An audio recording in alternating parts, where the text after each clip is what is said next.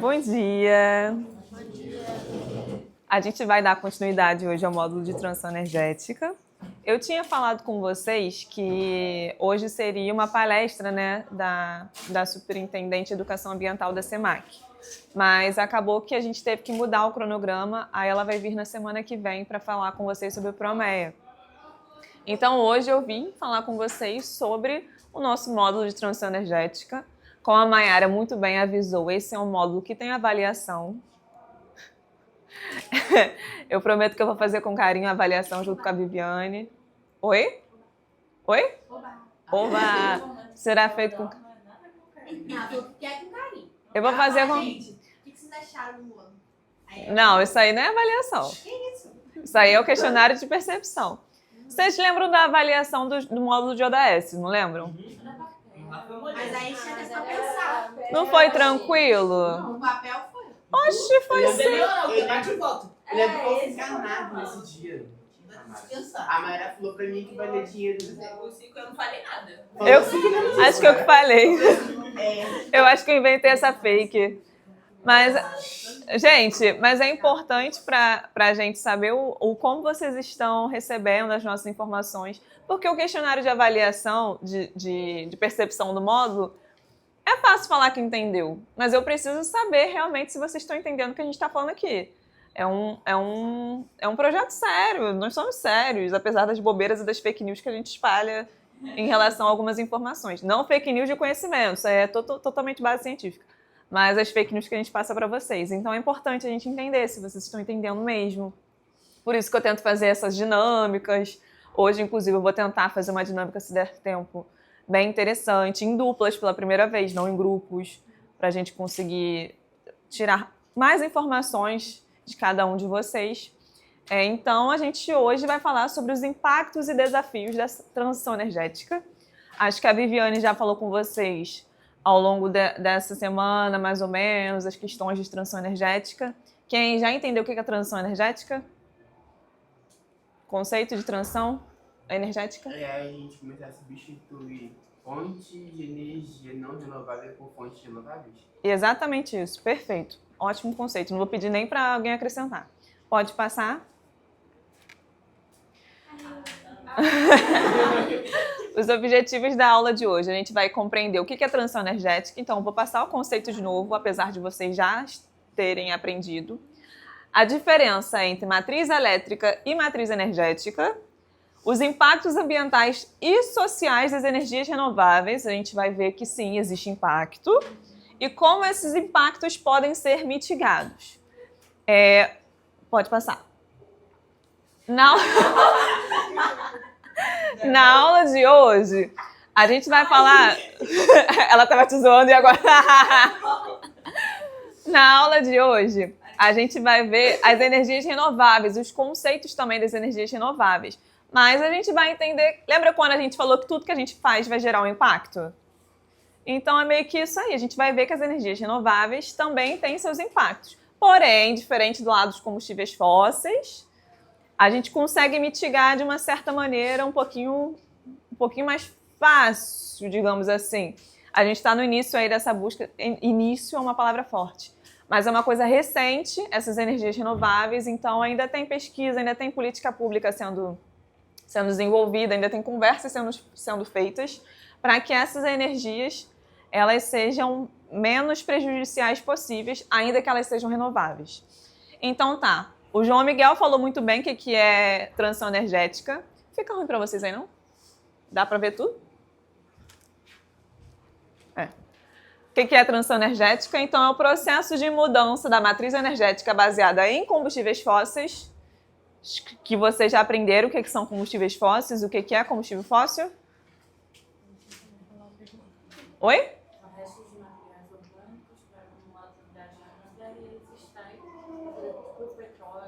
Excelente. Nossa, vocês estão com o conceito afiadíssimo. Nem precisa completar. Basicamente, combustível de dinossauro. É baseado em combustíveis fósseis para fontes renováveis e mais sustentáveis. Ó, tem um mais aqui, mais sustentáveis. Então, a gente vai ver os impactos dessas também. E aí, pergunta, que aqui a Sofia está perguntando. Trocar combustíveis fósseis resolve todos os problemas ambientais? Ela juntando aqui, ó. Por que não? Porque as renováveis também têm seus impactos.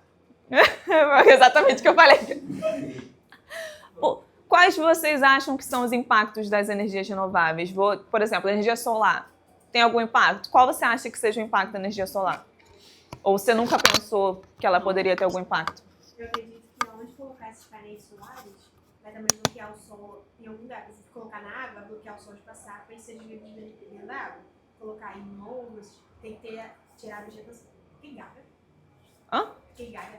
Se colocar em morro, vai ter que tirar a vegetação. Ah, é um bom exemplo. E aí, alguém tem mais outro exemplo? Quando você bota ele em algum lugar, por ele tá. Eu esqueci, né? Acho que não reflete, acho que ele absorve luz.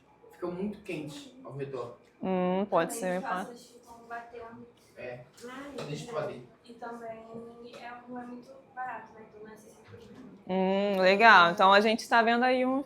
Hidrelétrica também, que dependendo da seca, às vezes não vai ter energia para isso. Fora que também a hidrelétrica tem que alagar um certo local para poder Exato. ter. Boa! Então vocês estão vendo aí que é renovável, mas tem os impactozinhos aí que a gente precisa dar uma olhada nisso. Pode passar. Mas antes da gente falar da energia... agora eu entendi que você não pode tudo. Gente, eu disponibilizo se quiser, tá? Tá. Mas eu quero Acaba com o armazenamento. Eu boto no drive. Eu sei que vocês não usam, mas tem um drive. Usa sim, usa mesmo.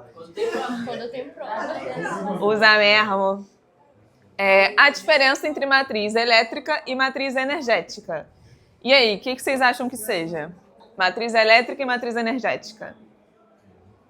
Eu acho que matriz energética representa todas as fontes Pode falar, pai. de energia usadas pela sociedade, só acho. Só acha? Não sei se não tem.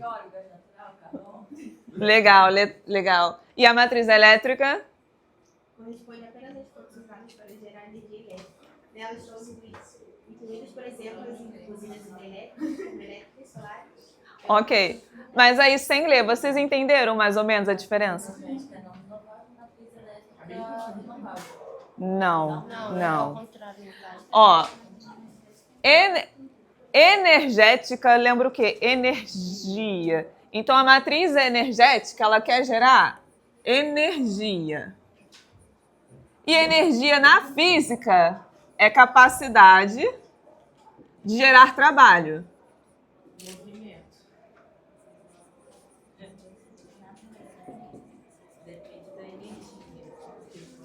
Já a matriz elétrica... Vai, Tamires, fala o que tu tá falando. A matriz elétrica. Elétrica vem de eletricidade.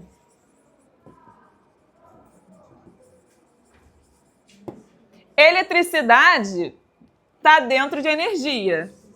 Então, a matriz elétrica, ela está dentro da matriz energética. A matriz energética não está dentro da matriz elétrica. Matriz energética, está falando do combustível. Movimento do carro, é matriz energética. Agora, ligar o ar-condicionado, matriz elétrica. Mas a uma está dentro da outra. Que, na verdade, essa está dentro dessa. Isso aqui vai gerar energia para tudo, para o movimento. Está dentro da lei de Lavoisier, na natureza nada se perde, tudo se transforma. Aí, tipo assim, a matriz elétrica, ela se transforma, né? Porque ela está se transformando em termoelétrica, placas solares, eólicas, e a outra não. A outra vem de uma fonte, tipo do carvão. Mas você aprofundou de uma forma que eu fiquei um pouco confusa. Não vou te falar que tá aí dentro dessa lei, não. Mas o conceito básico que eu quero que vocês entendam é... Por que você está tão longe? Da matriz energética, ela é feita para gerar energia. E matriz elétrica é eletricidade. Eletricidade é energia. Mas energia não é eletricidade. Mover um carro precisa de energia, mas não necessariamente eletricidade. Conseguiram pegar? Ó, essa aqui está dentro dessa. Energia. A gente está usando energia o tempo todo. As nossas células produzem ATP, que é energia para a gente se movimentar. Eu uso eletricidade? Eu não carrego na tomada. Não, meu corpo não carrega na tomada. Também, mas eu tô falando no sentido no sentido mais literal possível aqui. Você é orgânico. É. Não, às vezes sim. Tô falando de eletricidade no sentido, ó, vocês não fizeram aqueles desenhos? Sim. Então, ó, tá falando da eletricidade, ligar na tomada, carregar o celular.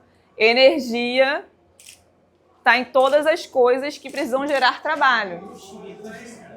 Oi? Ih, vai até chover, por isso que saiu aí.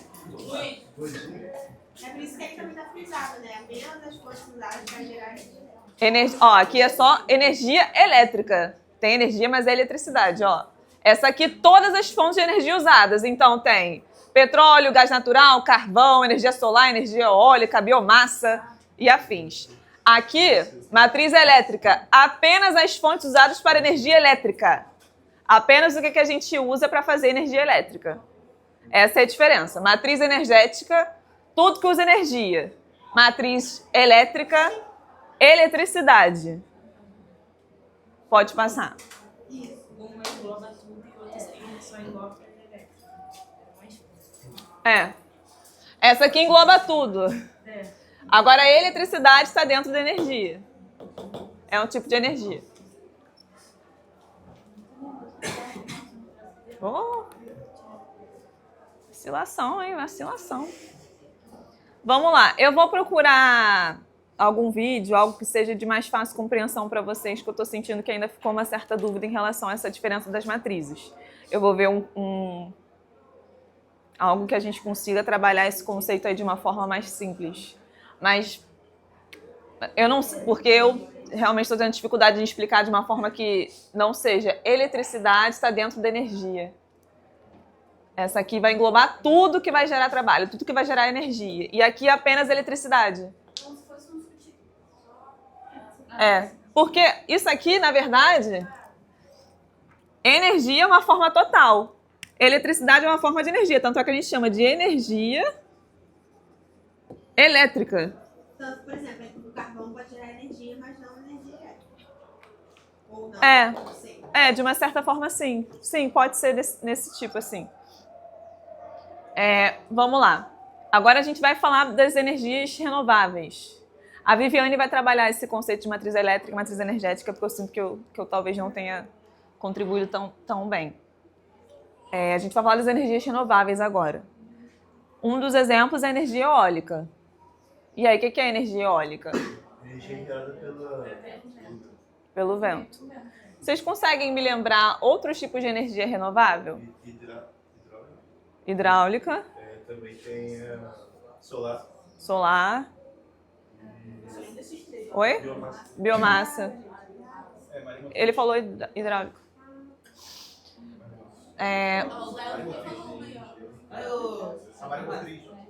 Boa. Mas eu não botei maribotriz no slide.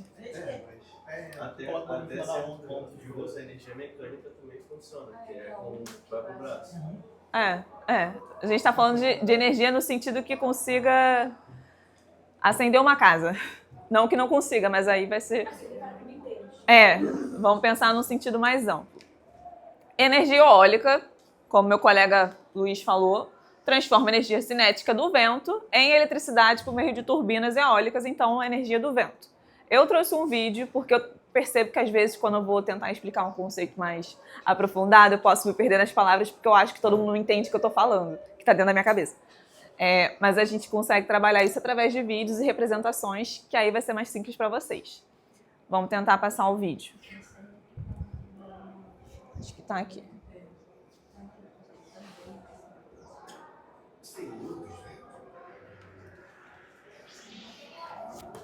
A aula de hoje tem bastante vídeo.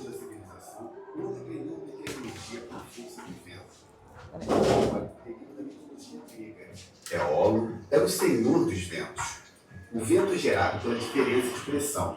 O ar mais quente sobe e o ar da região de menor pressão se desloca para ocupar o espaço. Esta energia é capturada pelo aerogerador. Avanços tecnológicos surpreendentes permitiram a expansão da energia eólica. Atentas inovações, Furnas participa da construção de 17 parques eólicos no país. 3 deles ficam no Rio Grande do Norte. Miaçaba 3, Rei dos Ventos 1 e Rei dos Ventos 3. Neles, por exemplo, os aerogeradores possuem 80 metros de altura, até 8 vezes mais alto do que os da década de 1980. Um único aerogerador produz 1,67 megawatt-hora de energia, o suficiente para atender até 9.000 pessoas com consumo moderado. Para aproveitar com maior eficiência a força do vento, as pás usam princípios aerodinâmicos. No litoral potiguar, os ventos são constantes, com velocidade de 10 a 12 metros por segundo, o ideal para estes aerogeradores. Se a velocidade do vento for superior a 23 metros por segundo, as pás ficam na posição paralela ao vento e o sistema é interrompido para evitar danos ao equipamento. O movimento das pás vai gerar um eixo que liga o cubo do rotor a um gerador no interior da nacelle, o compartimento no topo da torre. A nacelle tem um diâmetro de 6 metros. Somado com 40 metros de carapá, a gente fica com um rotor de 86 metros, que é a área que vai receber o vento e dentro do aerogerador transformar esse movimento em energia. Na engrenagem, a energia mecânica, depois de passar por um multiplicador, será transformada no gerador em energia elétrica. Com investimentos e incentivos, a produção de energia eólica no país cresceu 73% em 2012, em relação ao ano anterior. Furnas ajuda a criar um novo cenário para a energia no Brasil.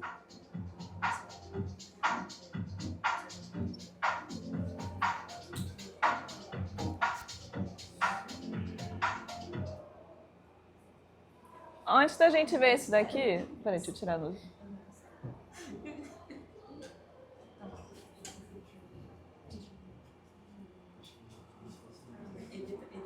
E aí, o que vocês acharam da energia eólica?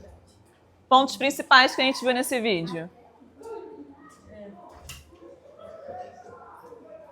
Oi? Pontos principais aí que a gente viu nesse vídeo de energia eólica.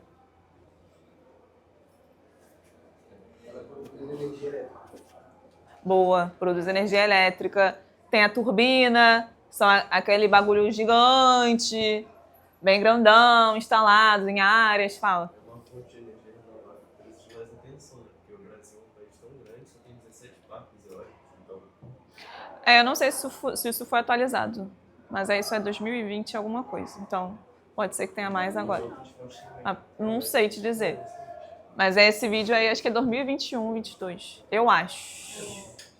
Eu fiquei pensando um pouco sobre a questão de você diferenciar matriz energética e matriz elétrica. Você pode usar um carro, porque o carro, por exemplo, ele vai depender da matriz energética para funcionar, mas não vai depender da elétrica, porque ele pode ser um carro a combustível. Eu falei o exemplo do carro, mas eu acho que vocês não pegaram quando eu falei. Eu falei, tem igual o carro, energia... Mas excelente, excelente. Conseguiram pegar o exemplo do carro? Davi, você pode sentar ali? Então fala mais alto para todo mundo compartilhar. Aqui a gente estava comentando sobre, aqui no Brasil tem energia nuclear, a maior parte dos países. Aí, por exemplo, tem Angra 1 e 2. Em vez do mau uso desse tipo de energia, poderia ter mais parques eólicos, poderia ter mais energia hidráulica. Eles construem muitas usinas, tipo, em vez de construir outras... Excelente. São duas. Tem a Angra 1 e a Angra 2. Inclusive, eles estavam aqui na última feira que teve. A gente estava falando que ele comentou que tinha muito pouco... Parque eólico. Mas aí eu falei que deve compensar com outras energias renováveis. Exatamente. Ó, é ótimo o que vocês estão falando aí, ó. Compartilha aí com a gente. Eu tô querendo saber se é vantajoso aumentar o número de parques eólicos por conta dos impactos. Vai colocar onde? É que eles não estavam na sala quando eu comecei a falar, que chegaram atrasados. Quando a gente estava falando... Segundo a IA do Google, tem mais de 520 instalados. 520 parques eólicos ou turbinas? Parques instalados. No Brasil? Eu acho que aquilo ali... Acho que aquilo ali deveria ser só de Furnas. Porque, viu, no final tava a logo do... Acredito que talvez. É muita coisa. Mas olha... Às vezes é para nível industrial também. Alguns carros eólicos pode ser só para indústria. Pode ser. O que eu quero falar para os rapazes que chegaram um pouquinho depois da explicação é que a gente tem energia renovável no Brasil bastante, porque nós somos um país enorme, com muita biodiversidade, muita coisa legal. Porém, será que as energias renováveis também não causam alguns impactos? E aí a gente fez essa dinâmica bem rapidinho, porque ao longo da aula a gente vai falar sobre isso. Até saúde que a gente está queimando perto desse parque. Exatamente. A aula de hoje é para a gente falar dos impactos das energias renováveis, que sim, eles podem ter impactos, mas que se a gente fizer um planejamento, uma boa estruturação, talvez política pública, regras, a gente consiga fazer com que essa energia renovável ela seja ainda melhor para a galera. Pode compartilhar com a gente aí. A gente está falando que eu acho que esse vídeo que ela acho que já foi passado. Sim, acho que já também. Mas aí a gente vai passar de novo. Porque é um vídeo que tem... eu gosto muito dele. É aquele das turbinas. Pode botar? Vocês que estão filmando elas, é bonito. Mas viu uma hora debaixo delas? Pra você ver o barulho de a noite, 24 horas. Eles vieram pra ficar. Nós é que tivemos que sair. Eu posso ir para onde eu for. E o barulho delas fica dentro do meu ouvido. A geração de energia eólica virou um problema em Caetés, cidade de 28 mil habitantes, no agreste de Pernambuco. Eu sou Leandro Machado, repórter da BBC News Brasil. Eu e o repórter fotográfico Vitor Serrano fomos à cidade para entender como essas torres estão afetando a população de duas comunidades, Sobradinho e Pau-Ferro. Caminho das comunidades, nós paramos aqui nessa zona rural, próximo ao centro de Caetés. Foi aqui nesse ponto onde nasceu e passou parte da infância o presidente Lula. Essa área, na época, pertencia ao município de Garanhuns, que fica a alguns quilômetros daqui, e hoje pertence à cidade de Caetés. O governo Lula promete investir 50 bilhões de reais na chamada transição energética. Isso quer dizer uma mudança na forma de produzir energia, ou seja, acelerar o uso de recursos renováveis, como o vento, no lugar de combustíveis fósseis. A transição inclui ampliar o uso da eólica, que já representa 13% da energia gerada no Brasil. Essa é uma alternativa renovável e com impactos ambientais menores do que outros sistemas. O Brasil tem hoje 890 parques eólicos. Em Caetés ficam 2 desses parques, com cerca de 220 torres. Elas chegaram em 2014 e foram instaladas em terrenos de agricultores. Mas para os vizinhos, as torres viraram um pesadelo. Foram instaladas muito perto das casas. E a terra natal do presidente virou um exemplo dos impactos às vezes ignorados da geração de energia eólica. Este vídeo caseiro, gravado por uma moradora em julho deste ano, dá uma ideia do ruído constante enfrentado pela comunidade. Vocês que estão filmando elas, é bonito. Mas viu uma hora debaixo delas? Pra você ver o barulho de dia à noite, 24 horas, quando tem o vento para um pouquinho, 1 hora, 2 horas, é aqueles veio, aquele aconchego, a pessoa chega e fica, eita, mas ó, aqui era desse jeito, o silêncio era outra coisa, esse silêncio não existe mais não. E agora essa luz, essa perreira, de dia à noite. Para acabar aí, precisa a pessoa ser forte. Nós também conseguimos registrar o barulho quando nos aproximamos de uma das torres.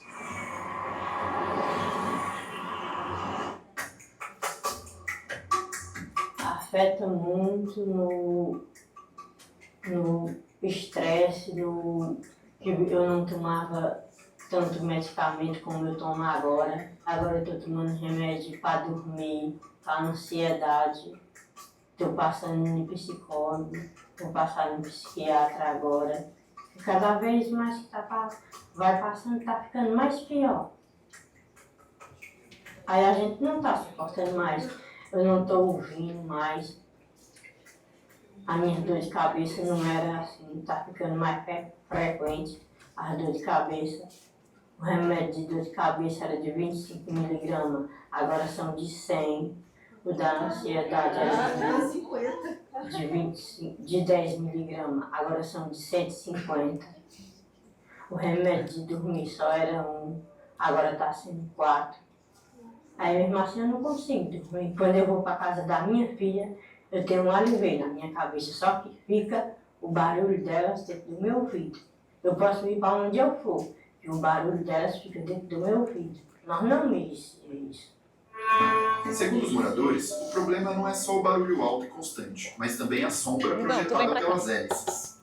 Essa sombra, quando é na parte da manhã, fica uma direção do ponto do sol, né? Você olha e analisa. Dia e noite, ali. Quando é à noite, a gente não vê mais. Se você acender a luz, você, quando tá a lua clara, você vê dentro de casa ainda. Quando a lua clara, você vê também à noite. Aí quando você olha, tá aquela sombra. Ali tá com a dor de cabeça, isso aumenta. Quem tem enxaqueca pior ainda. E até os animais também foram afetados com essa sombra. O animal tá aqui, aí essa sombra começa. O animal fica inquieto. No ano passado, a família de Roselma viveu um momento de terror quando uma das torres perto de sua casa fez um barulho estranho. Tá com problema não, galera? Eu tô sem medo, ó. Só Deus fala. A gente tava dia de manhã, 6 e pouco da manhã, aí de repente escutou a explosão. Meu marido escorre, tira as crianças e a torre tá caindo, vai cair em cima do telhado, vai cair em cima de nós. Vamos mostrar um pouquinho a você da nossa realidade. O barulho de todos os dias, um barulho que não para. É esse o barulho, um pouquinho dele. Os problemas de saúde relatados pelos agricultores chamaram a atenção de pesquisadores. Os agricultores vêm falando que vem perdendo essa audição. Hoje mesmo a gente escutou uma senhora dizendo, né, que não consegue mais dialogar dentro da casa dela com o próprio filho, porque não consegue mais escutar o filho. E não é uma senhora com uma idade, eu acho que ela deve ter em torno de 52 anos no máximo. Já existem estudos. Tem estudo canadense, tem um estudo também chinês, que a gente já buscou, que comprova e já faz essa relação entre os ruídos da torre e as questões, por exemplo, relacionadas à insônia, à perda auditiva. E a gente tem aqui em Caetésia, que estão próximo, casas que estão a 150, 155 metros de uma torre eólica. É muito pouco. Enquanto fora do país, a gente tem países que têm uma legislação que diz que só a partir de 2 quilômetros.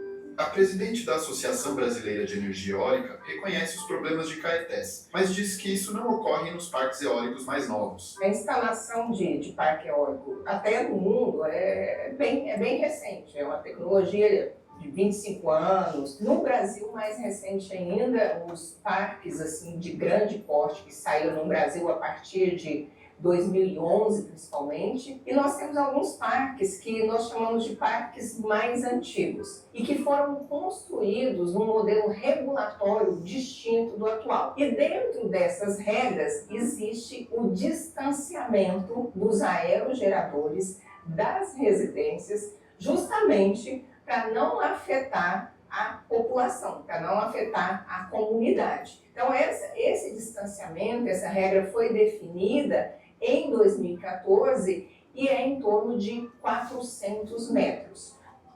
Esses aqui são os 4 agentes de IA completos que você vai aprender a criar na imersão em agentes de IA. Na primeira aula, você vai aprender a construir um agente comercial que responda. O que é importante saber é que a energia eólica, sim, é uma fonte limpa, renovável, que vai ser importante para a transição energética, mas tem algumas coisas que nós chamamos de passado que precisam ser resolvidas. Nós não podemos, de forma alguma, deixar que esses eventuais impactos afetem o nosso processo de produção, pois, do contrário, a gente vai ter que emitir CO2. Então, vamos fazer termoelétrica, fazer nuclear, que ninguém gosta. Mas como fica Caetés? Quando a eólica chegou, alguns agricultores cederam parte de suas terras para a instalação dos geradores. Todos os meses eles ganham o equivalente a 1,5% da energia gerada por cada torre, em contratos de até 50 anos de duração. A prefeitura diz que não recebe royalties nem participou da negociação entre empresas e proprietários rurais. Mas como a maioria deles abandonou a zona rural e foi viver na zona urbana, houve um impacto positivo na renda da cidade. Essa é a avaliação do prefeito de Caetés. Tem família aí que tem 6 torres, eu não sei exatamente o valor, mas eu acredito que eles recebem em torno, por cada torre, entre 2 a 3 mil reais. que vai depender do que é gerado.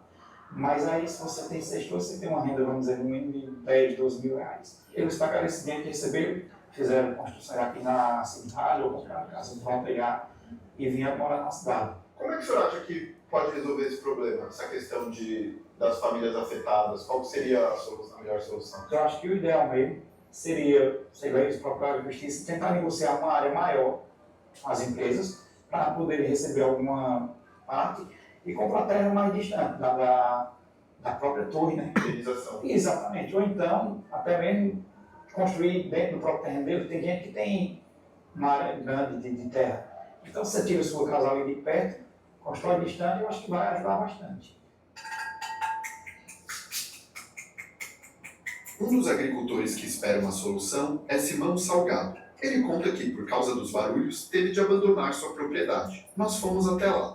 Entrei no sítio Valferro em 2008, era onde a gente vivia com muita tranquilidade, ela sendo a agricultura familiar. A minha própria propriedade ela era considerada uma propriedade de referência. Com a chegada dos parques eólicos, isso acabou. A gente deixou de receber visitas, a gente deixou de produzir e ultimamente agora tive que me afastar da propriedade, porque a mulher teve um problema sério de saúde, entrou numa depressão, um estado de nervo, uma ansiedade, e aí um dia ela olhou para mim e disse: você vai esperar que eu morra para poder me tirar daqui?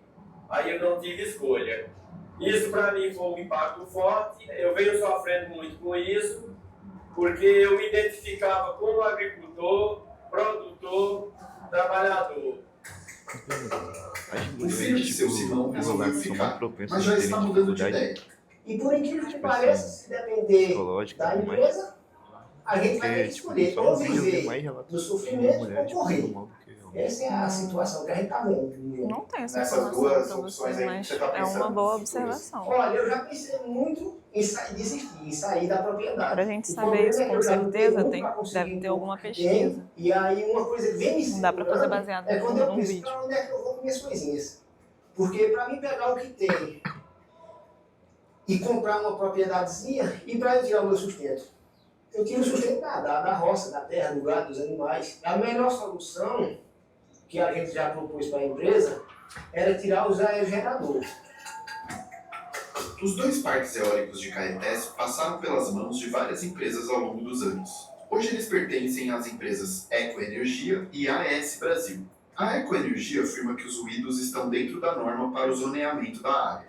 Também diz que investiu 25 milhões de reais em melhorias em estrutura e acústica na casa de 129 famílias da região. A empresa AES Brasil, que assumiu o Parque do Sobradinho em novembro de 2022, afirma que está dialogando com a população para encontrar soluções de bem-estar e segurança.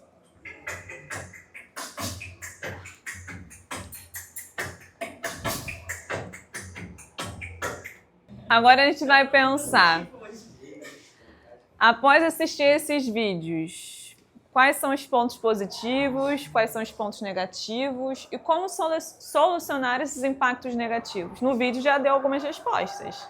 Eu vou falar isolamento acústico. Isolamento acústico. Ou essas empresas pegar o lucro que eles têm, pagar tipo um auxílio para essas pessoas, para essa pessoa conseguir sair daquele lugar ou dar uma moradia em outro lugar diferente, longe dessas zonas eólicas aí. Porque afeta a pessoa no mental, a pessoa tá ficando maluca, surda. Aí eles pegam esse auxílio, que eles devem lucrar bastante, essas empresas com esse projeto, e ou dar uma casa para essas pessoas longe dali, ou um auxílio que a pessoa possa pagar um aluguel e consiga sobreviver direito. Acho que ela teria que colocar essas torres mais longe, num lugar isolado. Então, se Uma tiver coisa- planejamento antes. Não vai ajudar a população, eles vão receber. Uma coisa que Vai ali dar cala a boquinha que eu Uma coisa que me incomodou é que o poder público não sabia e não pôde participar da negociação. Como é que uma empresa chega no município, faz um acordo com moradores agrícolas e do nada coloca um parque eólico lá? É porque antes de chegar no município, ele passou pelo poder público. Então, mas foi antes. Mas o acordo da instalação das energias do espaço. Então, é porque pra fazer... Eu acho. Quando eu tava no primeiro, foi no segundo período aqui da faculdade, eu tive a matéria de EMA que é pra área... Aí, cadê? Um dos trabalhos que a gente fez foi justamente sobre os parques eólicos. E na pesquisa que a gente fez, o que acabou acontecendo em alguns lugares aqui no Brasil. Caetés, que é uma cidade que eu conheço, ela é muito longe da capital. Ela é uma cidade do interior. Dito isso, ela já não é uma cidade que vai ter muita atenção do poder público e tal. Nisso, quando uma grande empresa, uma empresa de fora, ela tem interesse em fazer algo em um local, em um município, antes de ela chegar, ela precisa de uma autorização de um poder público. Então, ela pega uma autorização superficial e, eu vou estar injetando milhões de reais na tua cidade, no teu estado, para botar esses parques. Ela recebe autorização. Quando se trata de uma cidade pequena, infelizmente, o que acontece muito, que uma má gestão, ela não vai se preocupar com quem vai estar ali, vai deixar a parte da empresa privada se entender com os proprietários do local que eles estão lá. Então, não vai ter intervenção. Mas aí, tudo bem que não tem o censo, então teria que ter política pública, lei, para não poder fazer. O que Não sei mais... se foi falar desse Pra vídeo, proteger, mas eu lembro do vídeo que a Gabriel passou daquela vez, que eles prometeram que iam receber dinheiro por isso e não avisaram quanto isso ia afetar eles, né? Não falaram tanto do barulho e tal. E eles estavam recebendo muito pouco, muito menos do que tinham prometido. Pra ficar surdo, maluco? Não, eles falaram assim, a gente vai colocar aqui uma tecnologia nova que vai ser boa pra cidade. Mas a questão... Vai receber um dinheiro bom. Aí eles recebiam pouco ou nada e estavam afetando. Talvez eles não tenham pensado tanto assim nos impactos que seriam. Não, foi no vídeo que deu pra você aquela vez, não foi falado para os moradores quanto que se trata eles, o barulho e tal. Só que Não foi o mesmo vídeo? Não. Aquele vídeo do Gabriel.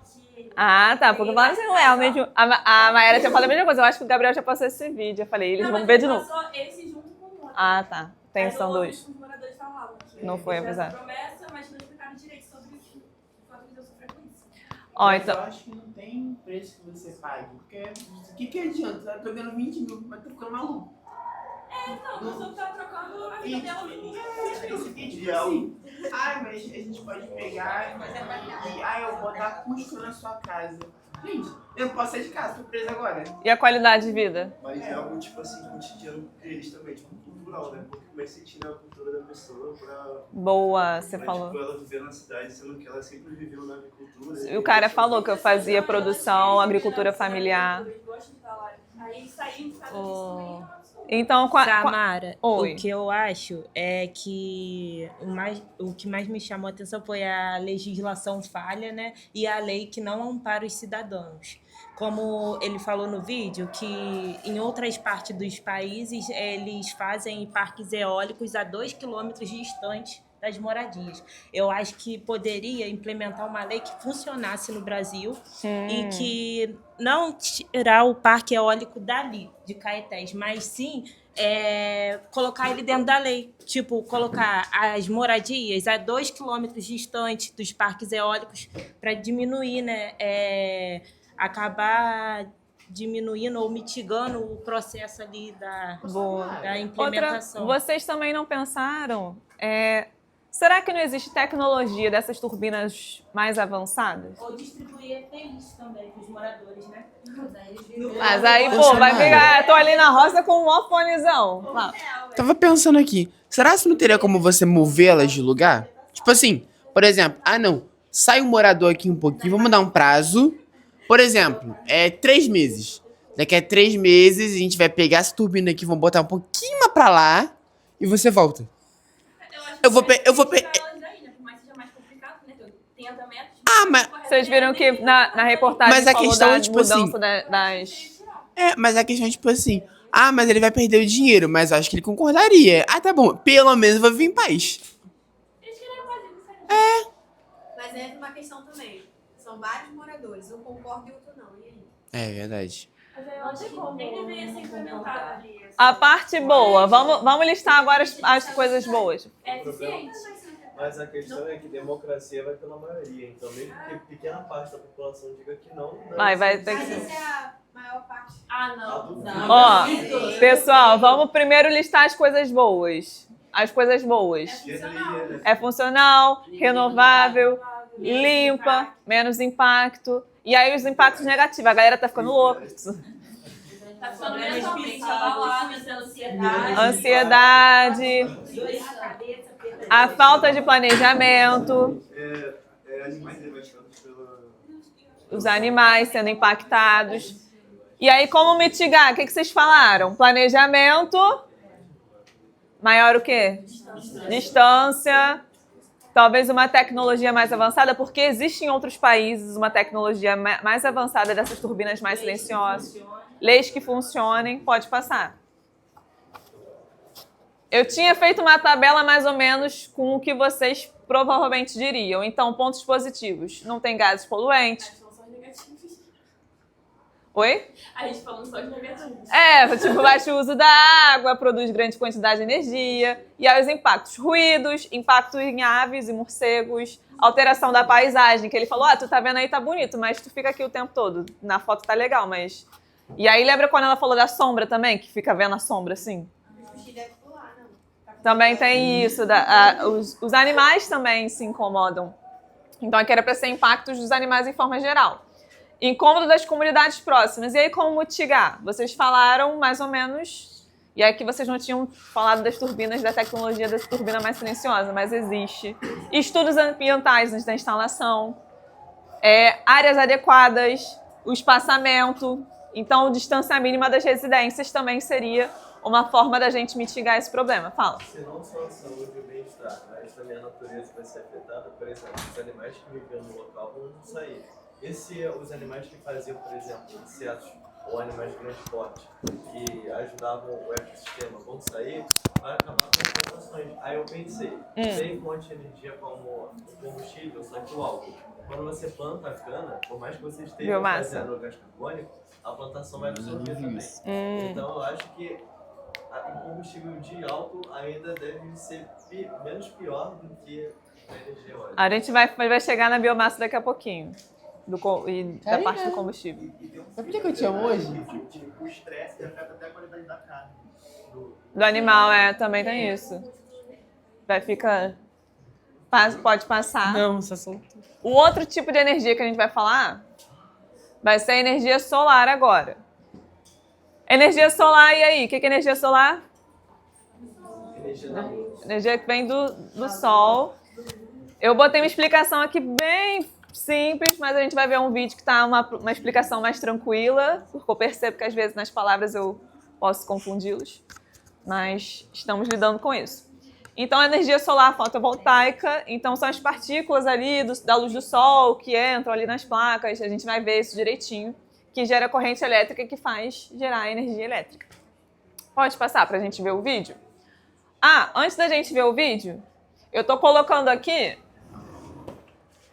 a questão da matriz energética e a matriz elétrica. A Tamires falou um exemplo muito mais tranquilo em relação ao carro. Eu falei sobre capacidade de gerar trabalho, por exemplo, movimento. Então, um carro movido a combustível, já a energia elétrica, eu vou colocar que ela está dentro da energia, da matriz energética, mas é o quê? Para gerar eletricidade. Então, vou ligar aqui o negócio na tomada. Lembrar que a energia elétrica está dentro da matriz energética. Então, a matriz elétrica está dentro da matriz energética. É um conceito simples. Talvez na palavra não fique tão mais fácil, mas visualmente acho que vocês vão conseguir entender. Então, vou procurar algum exemplo visual. Tipo, a energia elétrica, ela depende da matriz energética, mas a matriz energética não depende da matriz... É isso. Pode... tem o link aí. Tu já botou no YouTube? Já tava direto, já foi direto. Todo mundo sabe que o clima está mudando no planeta, mas quais são as causas dessas mudanças? Processo. Uma pesquisa inédita ouviu brasileiros por todo o país atrás de... Concentrar umidade são as árvores. Com o desmatamento delas, não temos transforma em chuva. Como a maioria dos brasileiros, Charlene vê relação direta entre o desmatamento e a falta de água para beber e gerar energia. Precisamos das florestas de fornecimento de água para nossa segurança energética e temos um potencial de energias renováveis no Brasil que é muito pouco explorado. A imensa maioria dos brasileiros, segundo a pesquisa, acredita que o país já está sendo afetado por mudanças climáticas e aponta o desmatamento como a principal causa. A gente já chegou a 90% de perda de sustentabilidade. Seria o desmatamento até fim dos anos 90. Então já caiu um pouco, mas ainda é 50%, 55%, até 60% dependendo do ano. Reduzir o desmatamento é apontado pelos entrevistados como bom para o clima e bom para a economia. Outras causas das mudanças climáticas, na visão dos brasileiros, são a queima de petróleo e carvão mineral, atividades industriais e o lixo doméstico. 10% da minha vida é dentro dos transportes públicos. Tairine passa 3 horas por dia no trânsito. Melhorar o transporte público é apontado como solução. Automóveis emitem 8 vezes mais gases de efeito estufa por passageiro do que o ônibus e 36 vezes mais do que o metrô. 84% dos entrevistados acham que o governo faz menos do que deveria ou não faz nada para lidar com as mudanças climáticas. E a maior parte acredita que o Brasil deveria assumir liderança internacional nas discussões do clima. O Datafolha também perguntou sobre microgeração de energia solar. É quando o próprio consumidor instala placas como essas em casa ou na empresa. 7 de cada 10 brasileiros já ouviram falar do sistema. E 4 em cada 10 têm muito interesse em ter isso em casa.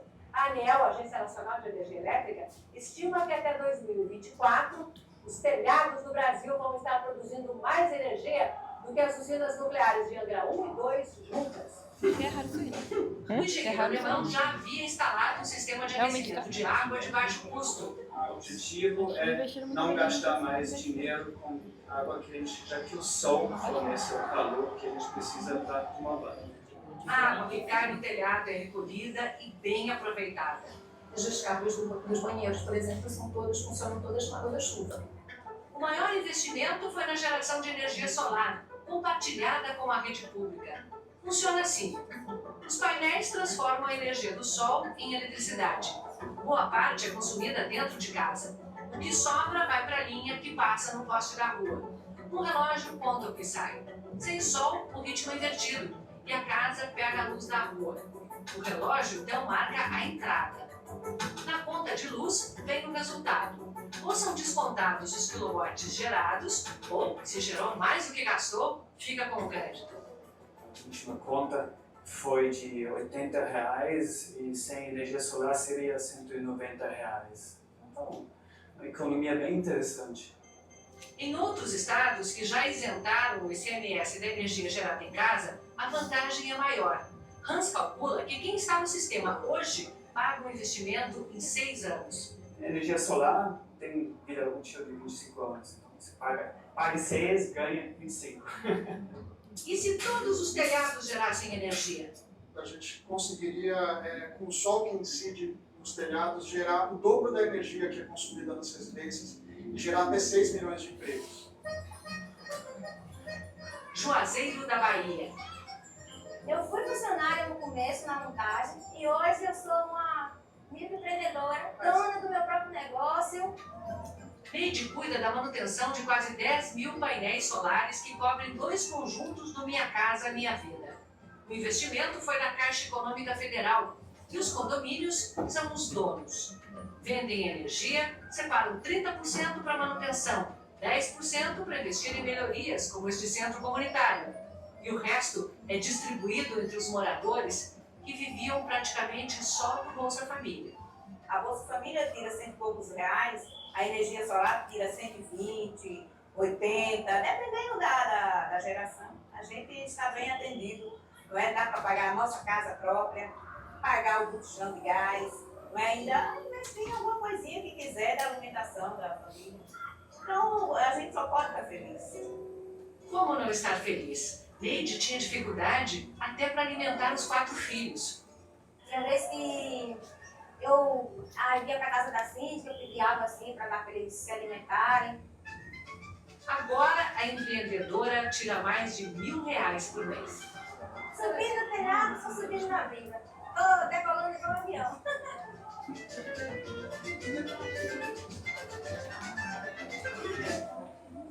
Se você está procurando vestidos lindos, Tô nada. Me dá vestido horroroso.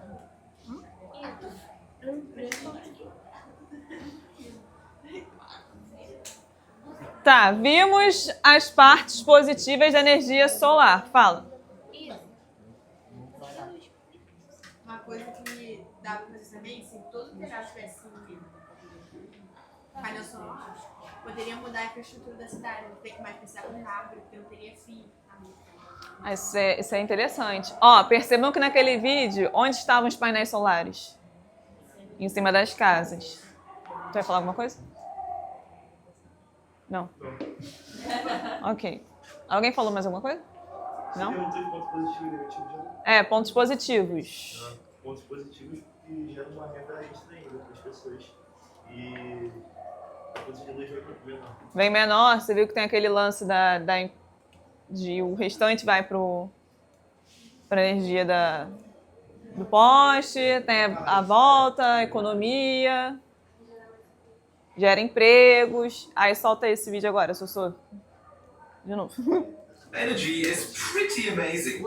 Its generation is emissions free and it's really cheap. But if something sounds A legenda tá enorme. there's gonna be a catch, right? You need to make the solar panels that has a carbon footprint, but solar panels will constitute over double the tonnage of all of today's global plastic waste. Well, that all sounds like solar energy is not as green as a lot of us might think. Is that really true? We'll take a look at 3 big criticisms solar energy faces. Plus we'll tell you why you might be walking on old solar panels and what all of this has to do with Breaking Bad. Let's get going. Dá uma pausa. É só tu clica no espaço e aí dá a pausa. Ó, esse vídeo ele tá em inglês, vocês já perceberam, mas ele tá com uma legenda enorme. Vocês acham que é melhor então se a gente ficar fazendo pequenas pausas para eu explicar o que ele acabou de dizer? Tá. Não, porque é democracia. Vai direto? É democracia. Gente, vocês não conseguem assistir. Parem com isso que a gente assistiu um documentário enorme por aí. Pior que foi. E a era bem menor do que essa daí. É porque esse aqui é mais técnico. É porque esse inglês aí tá muito processado. Não tá. Mas, assim... Gente, ó... Vamos assistir ele inteiro, então. E depois eu vou falar... Mas é porque eu queria que vocês façam. Perdeu já, ó. 1 minuto de vídeo. Ó, 1 minuto de vídeo, ele falou que vai falar 3 impactos... 3 tópicos principais críticas sobre a energia solar. Roda. First, let's take a look at solar energy's impact on the climate. Solar panels produce electricity without creating emissions, which sounds pretty awesome, but it's also not the whole story. Producing them in particular uses lots of energy. Raw materials have to be mined, transported, processed, then the whole thing has to be assembled. And as our economy is still largely run on fossil fuel, all this means greenhouse gas emissions. But the question is, how much?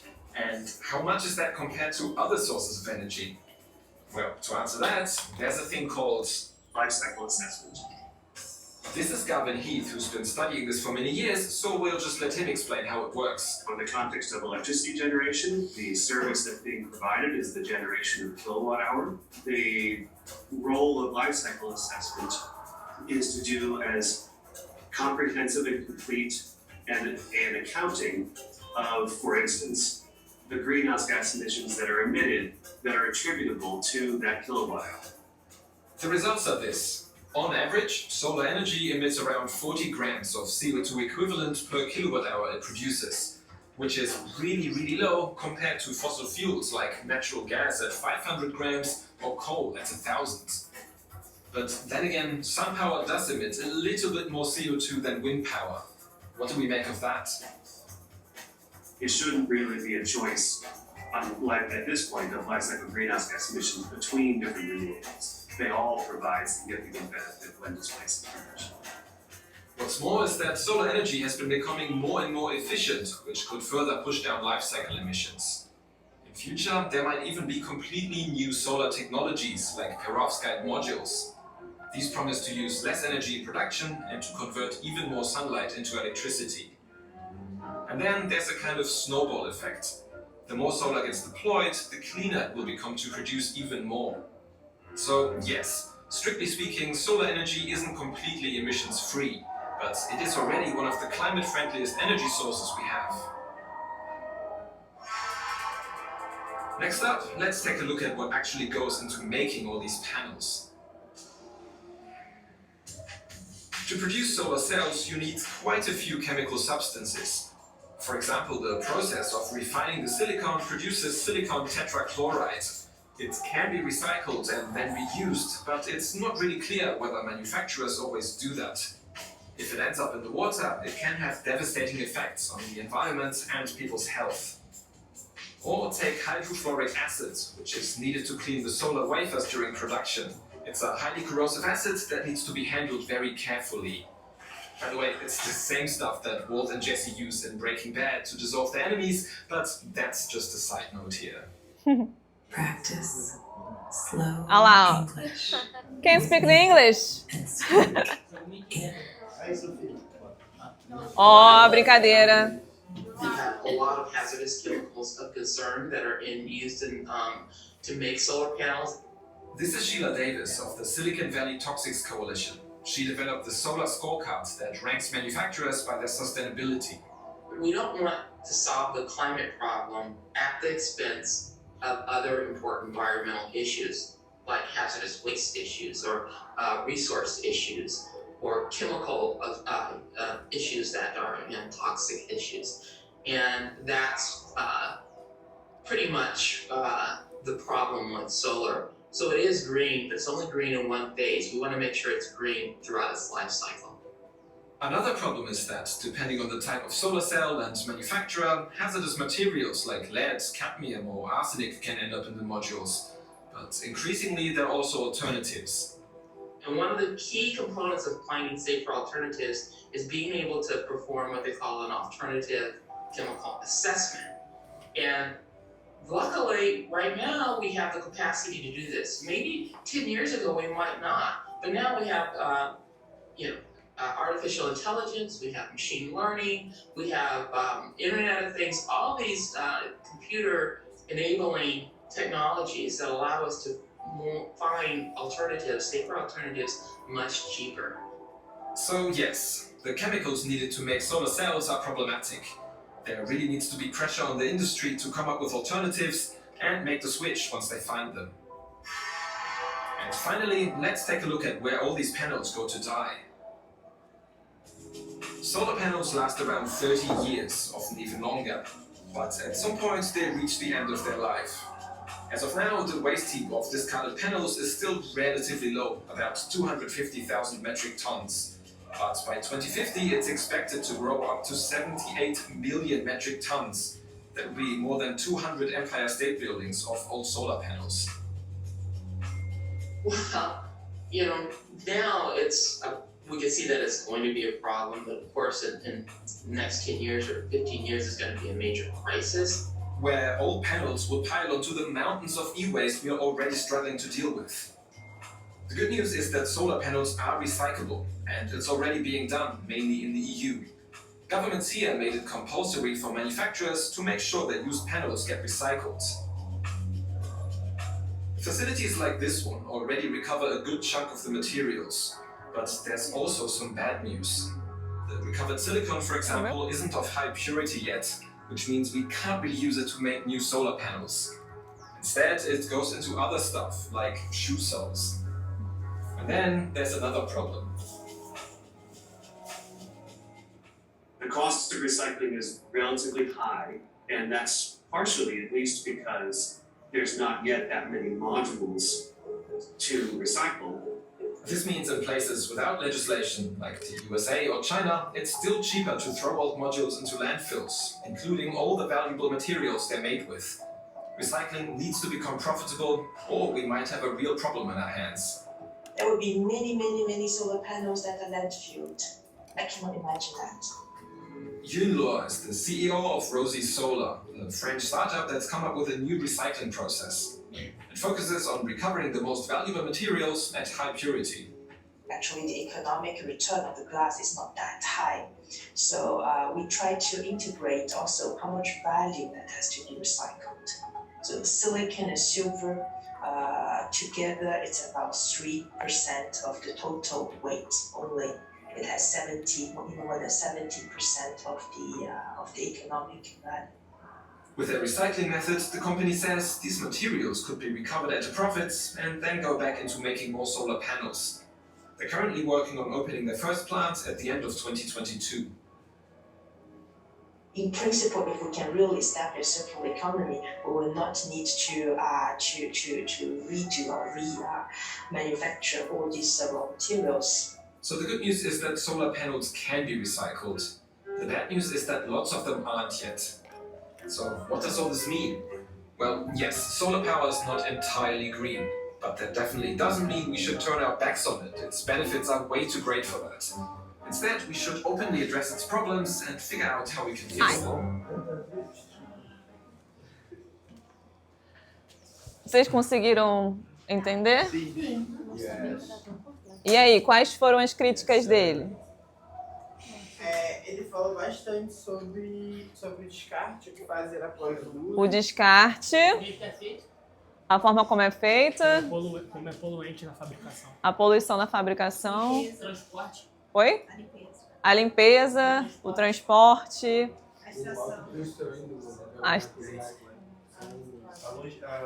Usa muita energia para construção do material. A longevidade do material. Então, como ela falou, daqui a pouco, onde é que vai parar todas essas placas solares? E aí vocês viram que ele mostrou que tem um estudo científico lá, de um nome difícil, que a galera está estudando formas menores de fazer. Então, a tecnologia está avançando, mas o que a gente faz com aquela que está já...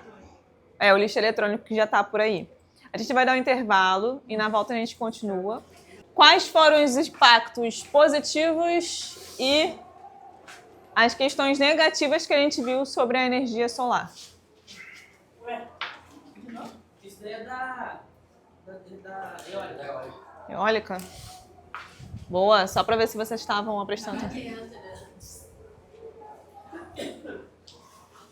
E aí?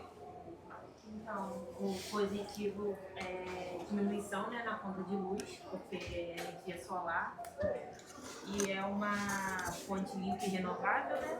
A energia solar. E eu acho que só isso, né? Menos E também, impacto, não emitir gases poluentes, é mais barata a energia. Também nesse vídeo ficava em cima da casa, né? Então não ocupava um lugar para isso. Isso. Aí pode falar os pontos negativos? Pode. A emissão de gases poluentes para a construção da matéria-prima, que é a placa solar, que tem o chumbo, tem o silício também, que afetam muito, né, o meio ambiente. Não só isso. E também na hora do descarte fica ruim, né? O descarte, então... A reciclagem, ali... ela tá muito cara. Então, eles estão perdendo mais dinheiro para reciclar do que quando eles produzem. Boa. Um ponto positivo também, que foi o último que a moça estava falando da startup, é a questão de usar vidros recicláveis para a construção das placas solares. E aí, como a gente pode começar a mitigar esses impactos negativos que vocês listaram? Como o Leandro falou no vídeo, procurar outras formas de fazer essa placa solar. Legal. Mais o quê? A Luna quer falar.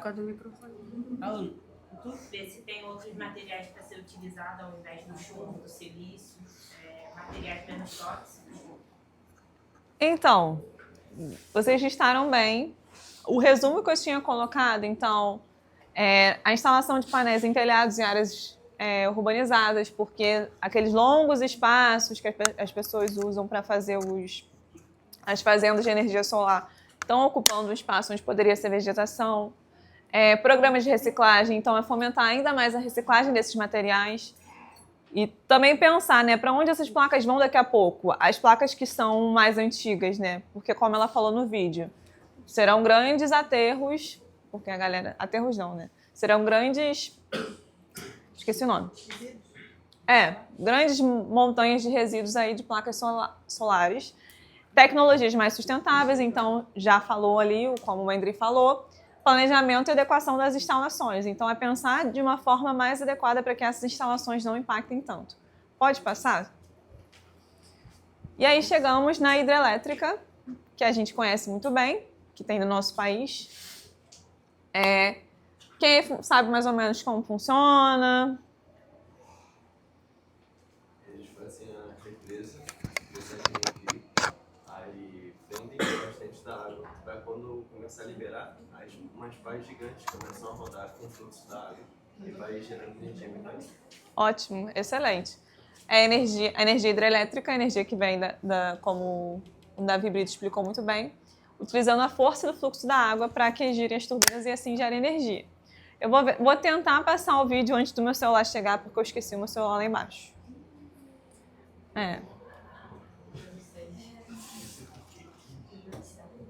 Energia gerada no Brasil vem das hidrelétricas, usinas que transformam a força da água em eletricidade. Mas você sabe como elas funcionam? Primeiro, o fluxo de um rio é interrompido por meio de barragens, que captam o volume ideal de água. Mas você sabe como elas funcionam? Primeiro, o fluxo de um rio é interrompido por meio de barragens, que captam o volume ideal de água para a produção da energia elétrica. Em períodos de chuva, o excesso escorre pelos chamados vertedouros, para não prejudicar o trabalho da usina e também não causar enchentes ao redor. Uma vez dentro das barragens, a água represada passa com uma forte pressão por uma série de tubulações. Essa pressão chega às turbinas com a potência certa para transformar a energia hidráulica em mecânica. As turbinas estão conectadas a um gerador, que por sua vez converte a energia mecânica no produto final desejado, a energia elétrica. Antes de acender as luzes da sua casa, a eletricidade gerada é conduzida até as linhas de transmissão e depois até as redes de distribuição dos municípios. E depois de todo o processo, a água volta para a natureza do mesmo jeito que entrou, limpa e reutilizável. Interrompido, e o custo da água e da vida mudou. O nosso rio, ele tá tipo assim, paralítico. Acabou a correnteza dele, peixe muito pouco. Ribeirinhos indígenas e comunidades inteiras dizem que perderam o rio e o sustento. Na Volta Grande do Xingu, menos água significa menos peixe e menos comida no prato. Essa é uma grande tragédia. O rio não tem mais peixe, então a fome veio. Promessas de desenvolvimento, um rio transformado e comunidades que querem de volta a vida de antes.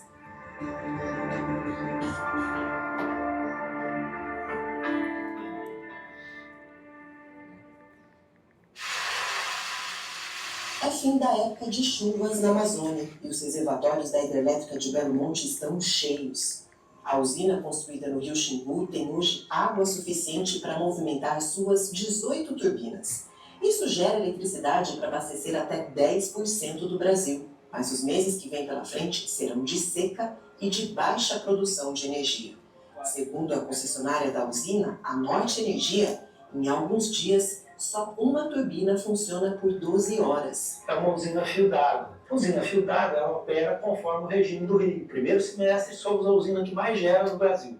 No segundo semestre, conforme o projeto foi concebido, a gente gera muito pouco. Belo Monte é um projeto polêmico e que foi debatido por 40 anos. As principais dúvidas eram se barrar o Rio Xingu para gerar energia praticamente 6 meses por ano valeria a pena.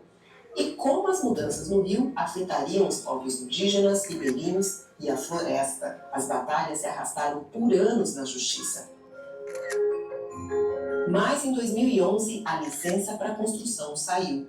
E em 2016, Belo Monte ligou a primeira turbina. E tudo à sua volta mudou. Dá para ver as transformações desde que Belo Monte chegou em Altamira, a cidade com o maior número de moradores e próxima à usina. Novas escolas, novos bairros, um sistema de tratamento de esgoto, tudo construído com dinheiro que veio do empreendimento.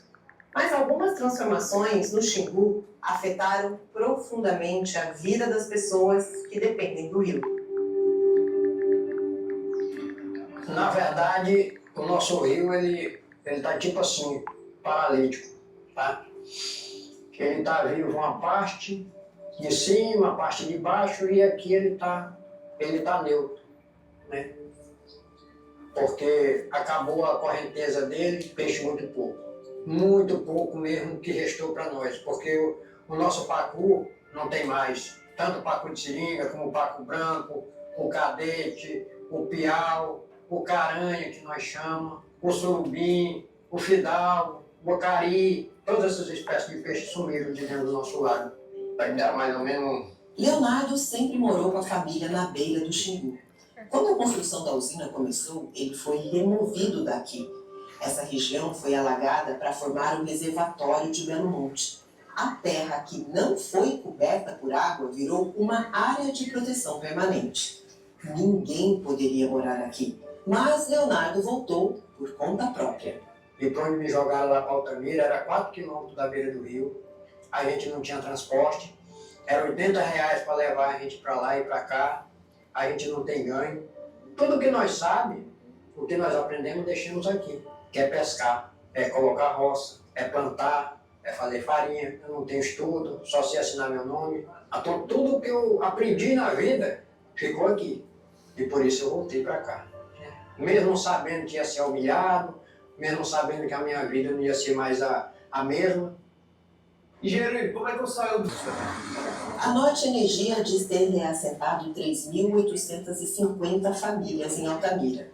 Muitas se mudaram para bairros como esse, construídos pela concessionária.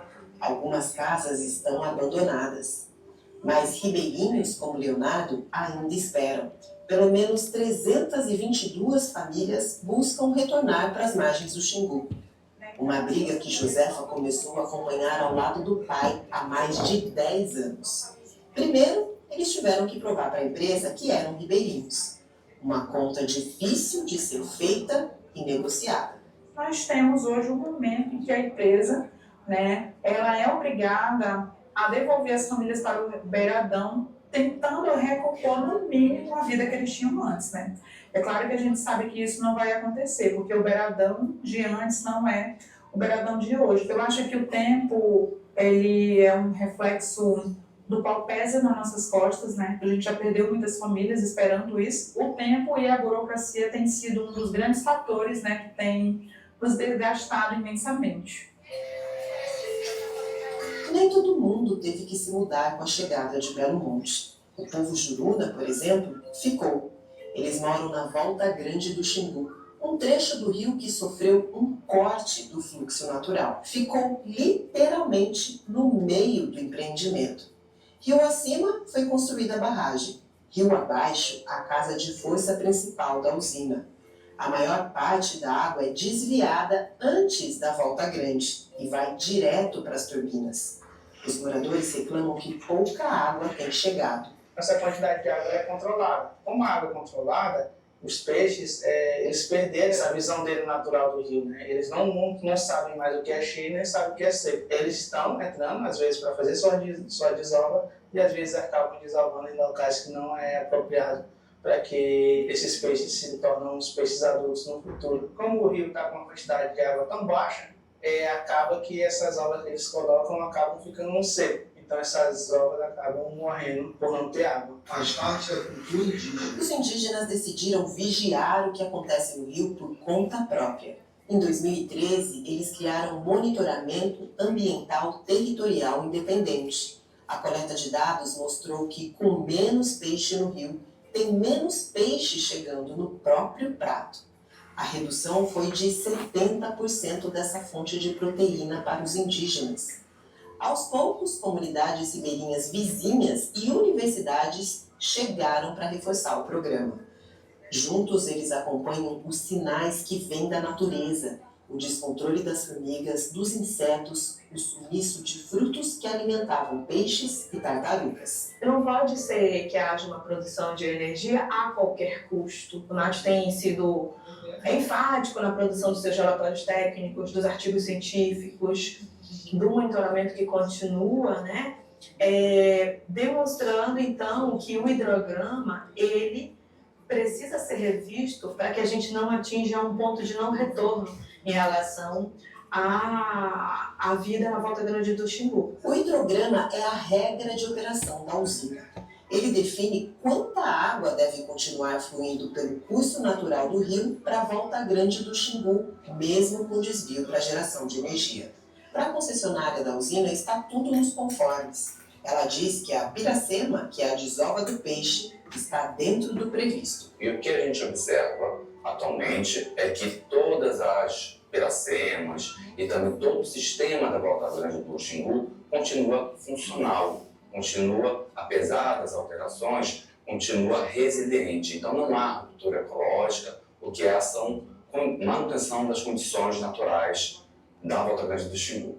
Muitos que acompanham o desenrolar do caso há décadas têm uma visão diferente. Tudo aquilo que tínhamos dito antes da construção da usina, muito antes, a primeira ação eu acho que ela é de 2001, e que dizia que estava tudo errado, que os impactos não foram devidamente medidos, hoje a gente já tem certeza disso, né?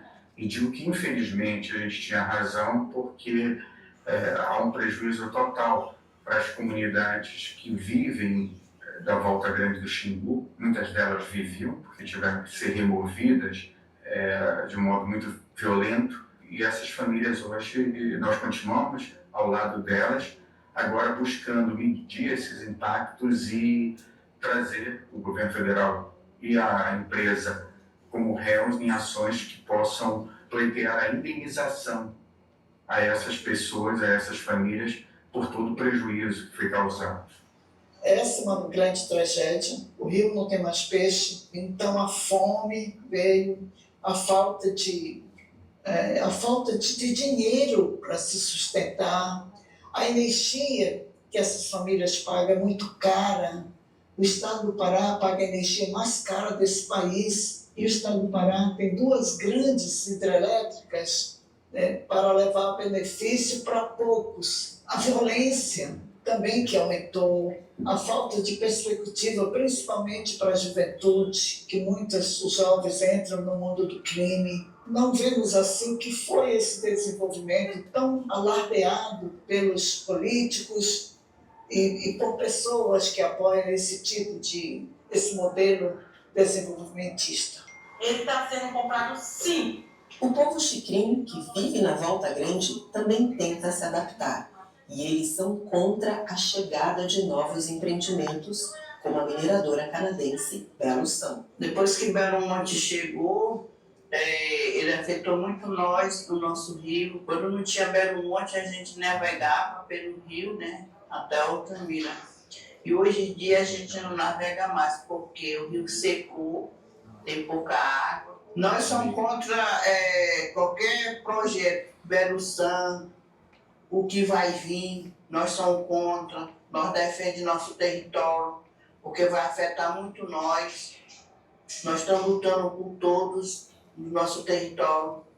Um pouco que nós já temos, nós temos que proteger. Quando esses empreendimentos chegam, esses grandes empreendimentos chegam perto do território, dentro do território, já começam os impactos sociais, que é a divisão dos povos, onde tem muita desunião, muita briga, até porque esses pessoal dessas empresas, ele chega conflitando liderança, ele chega dando presente, ele chega prometendo mundos e fundos, que os grandes empreendimentos vai trazer tudo de bom para dentro do território, e a gente sabe que não. A barragem é variação natural. Há 9 anos, a DW visitou a região do Xingu coberta por água para formar o reservatório de Belo Monte. Ainda dava para ver as últimas folhas das árvores recém-inundadas. Maria Francineide, pescadora e ribeirinha, nos acompanhou naquela época. E hoje voltamos ao mesmo lugar com ela. Nós estamos no meio dos cemitérios das árvores que foram assassinadas com o elevamento das águas pela construção da hidrelétrica de Belo Monte. Eles chamam isso aqui de paleteiro. Nós chamamos de cemitérios. porque aqui tem coisas que nunca mais será recuperada. Ela tem esperança de que todas as 322 famílias ribeirinhas à espera um dia voltem para a beira do Xingu, sem medo de serem expulsas novamente. Talvez nós, os ribeirinhos, que nem nós chamamos anciões das comunidades, talvez a gente não vai dar mais para ver isso. Talvez sejam nossos filhos, nossos netos, mas esse lugar, ele existe, ele vai sair do papel. Eu guardarei para sempre dentro da... Leonardo também sonha com esse dia, até que ele chegue. O ribeirinho narra o drama que vive em forma de poesia. No nosso rio nós andávamos, cantava alegre, sorria, diferente desse lago onde nós andamos hoje em dia. O rio, ele era a nossa vida, a nossa mãe verdadeira. Antes do nosso rio, não existia barreira, mas depois de Belo Monte, só ficou a bagaceira. Eu sei que muitos entendem, mas outros não querem nem saber. Mas que nós amamos o rio e a nossa terra, isso vocês podem crer. É dele que nós tiramos o sustento, que é para nós sobreviver. E quando eu ando nesse lago, lamentando a minha dor, olhando para a natureza, a nossa maior riqueza que Belo Monte chamou. Isso é uma poesia de sentimento e revolta da família ribeirinha que eu tenho aqui dentro guardado. Com 10 anos de luta, com seus direitos violados. É isso. Pessoal, para a gente dar o tempo mais ou menos da dinâmica, pontos positivos. Água limpa e... Água limpa? Fonte renovável. Fonte renovável? Aquela roupa que você usa. Ah, tá. É. Baixa emissão, igual todos os outros. Baixa emissão. Boa, produz bastante energia, dependendo da vazão do rio. E aí, os impactos? Os impactos, eu quero falar sobre isso agora. Passa aí, Aqui o microfone. Calma aí, calma aí. Peraí, dá o microfone que ele pediu pra falar. Opa. Deixa ele. É o filósofo. Então, como vimos no vídeo, né, eu queria falar sobre tipo, a cultura em si. Porque, tipo assim, isso que a gente viu impacta não só, tipo, nos alagamentos e tudo mais que está escrito ali, mas como na cultura. Porque as pessoas que vivem diante do rio Xingu, eles precisam pescar, precisam disso. Mas não só como fonte de alimento, mas aí para ensinar suas crianças a como crescer. Então, tipo assim, acho que isso impacta nisso. E também, só isso mesmo que eu queria falar. Porque... Não, excelente. E não, eu queria falar também que... Pode falar. Recomendar um documentário sobre o perspectivismo ameríndio. Sobre o quê? Perspectivismo ameríndio. Ameríndio. É. Ah, interessante. Manda porque fala sobre isso. Manda no grupo o link. O link não, o nome pra gente ver, talvez passar aqui. E é isso, rapaziada. Eu queria falar sobre isso. Somos jovens líderes pelo clima, né? Todos nós somos uma família. Não. Eu sou o jovem líder. Seja você também um jovem líder. Não, é isso. Vocês falaram... O Luiz resumiu muito bem pra gente correr um pouquinho com o tempo. Vocês viram, é uma energia limpa, uma energia maneira, comporta bastante gente. O Brasil, assim, usa bastante esse tipo de energia, mas acaba que também tem seus impactos. Ainda que seja uma energia renovável, tem seus impactos também. E a gente está pensando nesses momentos também como reduzir esses impactos. Vamos lá? Energia de biomassa, energia a partir da matéria orgânica. Então, acho que o Davi Brito citou a biomassa no início da aula, na utilização da cana-de-açúcar. A biomassa não é só pelo bagaço da cana, mas madeira, resto agrícola, resíduos orgânicos. E ainda tem o biogás que é produzido. Acho que quando a gente for no... Acho não, né? Quando a gente for no aterro, vai acontecer em breve. Tem que ir, tem que ver. Tem que ver. Tem que... No aterro sanitário. O aterro sanitário. Vocês vão ver. Mas foi aqui. Qualquer lugar que eu vou te pode levar uma máscara de... Não. Aquelas máscaras da peste negra. Vamos lá, vamos fechar.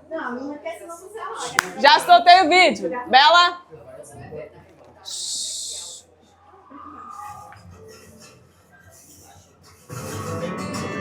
Satisfeito.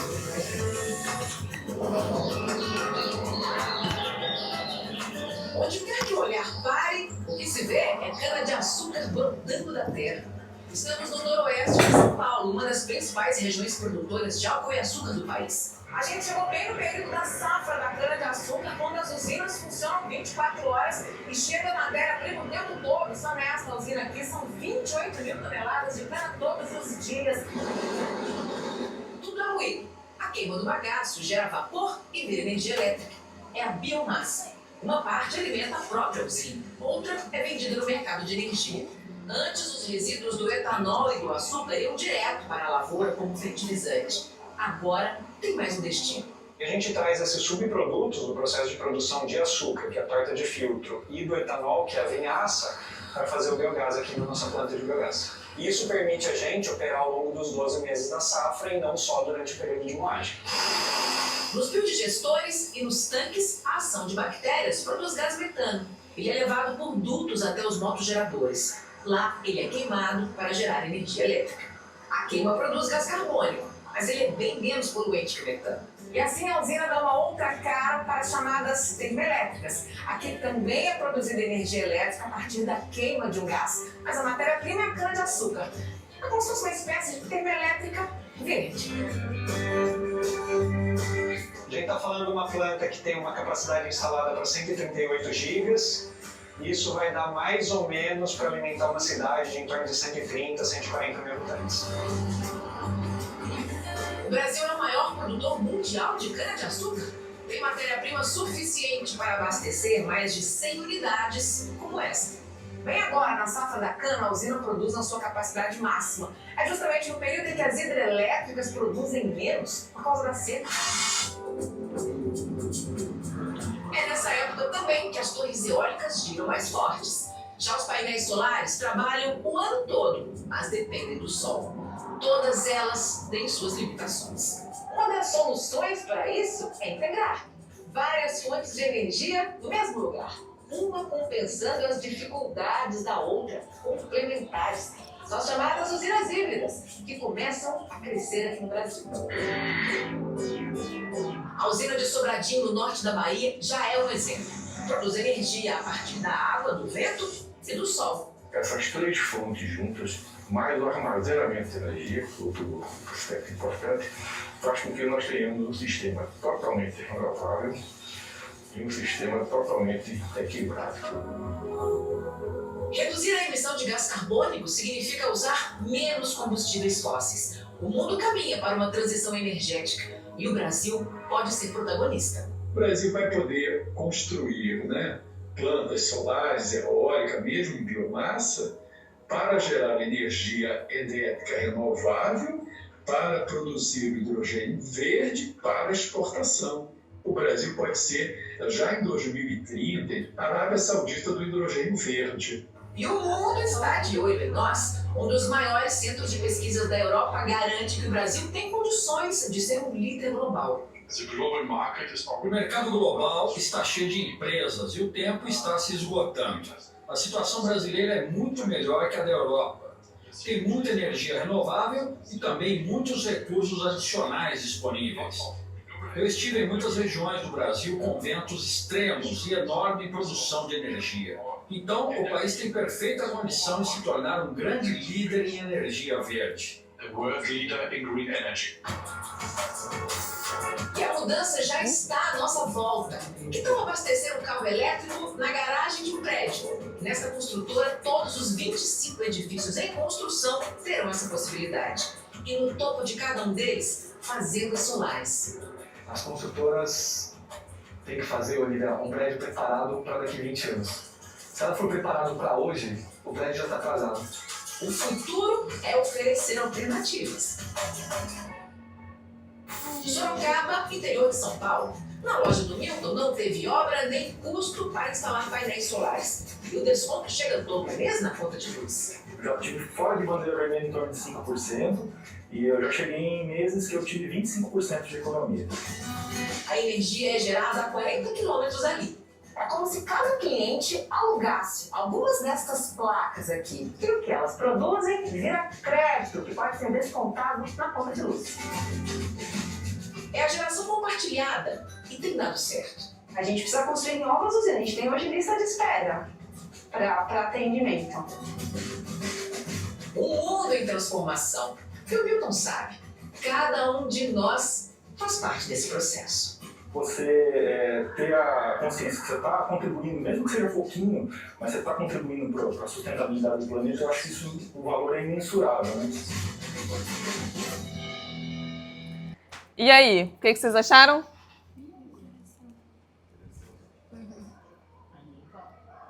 Não, impactos positivo, negativo, fala. Se eu abrir uma porta de uma usina toda, não uma vez, obviamente, alaga a região toda,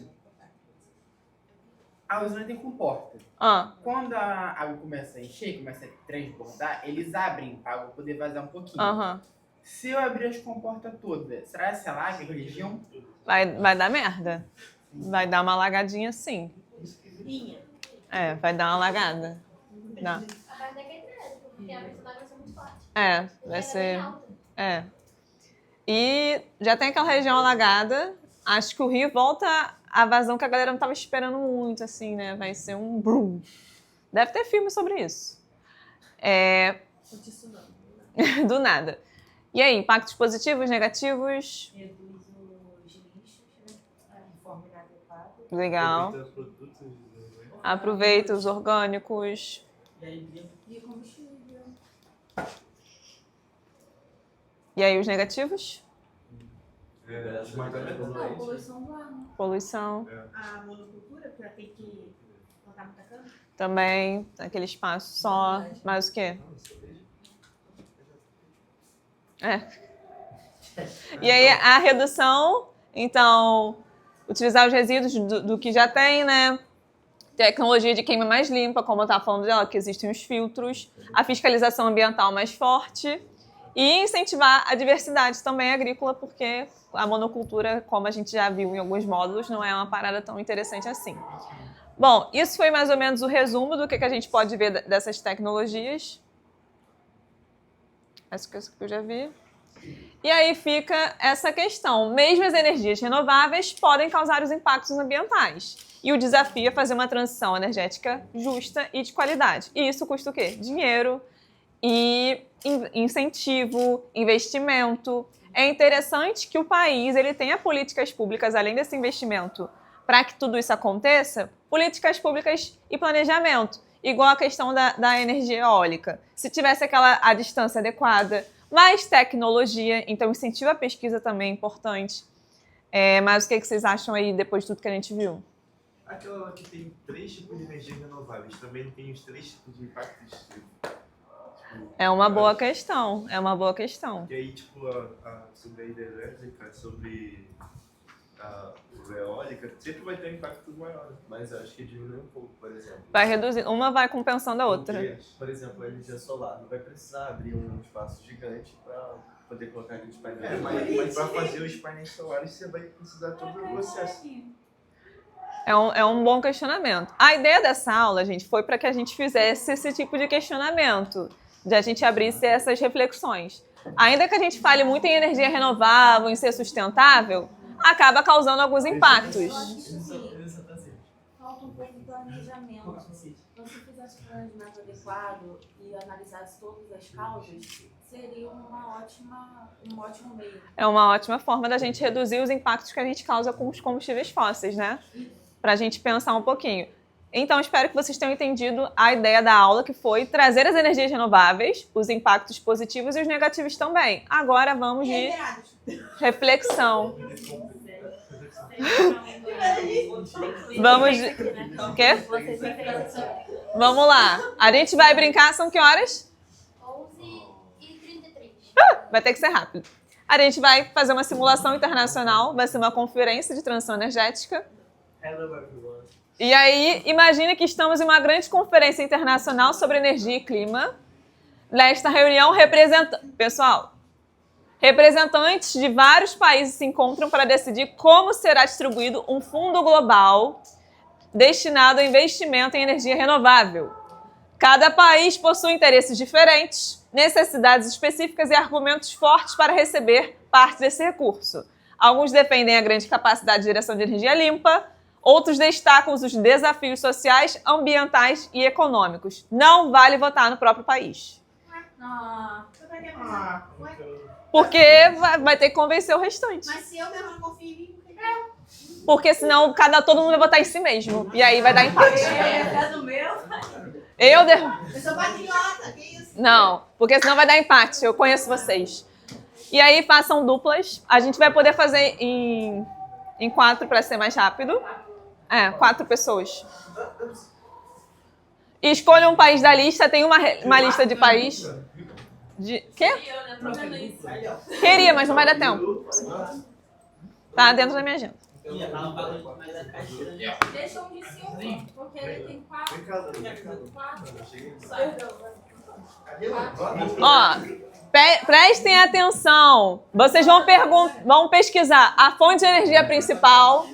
Pessoal, Sofia, vocês vão pesquisar a fonte de energia principal, a fonte de energia principal renovável, os pontos positivos, os impactos que são encontrados e o que esses países fizeram para mitigar esses impactos. Tem países, eu fiz uma seleção de países que tem uma fama mais ou menos, para a gente poder brincar.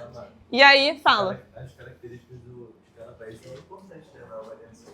Tipo, Sim. Por exemplo, os Estados Unidos é super consumista, então mais gente usa. Mas aí cabe o teu poder de argumento. Estou deixando aberto para vocês. E aí, cada dupla representará um país e terá a missão de defender esse país. Durante a apresentação, a dupla deverá convencer os demais que merece receber o investimento. Pessoal, tá todo mundo prestando atenção? Os argumentos podem envolver fatores ambientais, sociais, econômicos, tecnológicos, como o Davi estava falando, e geográficos também, mostrando que aquele país é estratégico para receber aquele valor da transição energética. Após todas as apresentações, cada país terá que votar. Tipo, eu votei em tal e a gente vai fazer a contagem de qual país vai ser o vencedor. O país que receber o maior número de votos será o vencedor da conferência e conquistará o maior investimento internacional em energia renovável. Então dá para votar em 2, para a gente pensar mais ou menos, vamos votar em todos. Não, porque senão não vai ter graça. Então é para competir e argumentar. Outra coisa, sem gritaria, é para pesquisar direitinho, usem a capacidade de vocês. A Bela está com a lista de países ali, tem diversos países, tem Europa, África, Ásia, enfim, tem América Latina também. Então vocês podem escolher os países dentro desses continentes.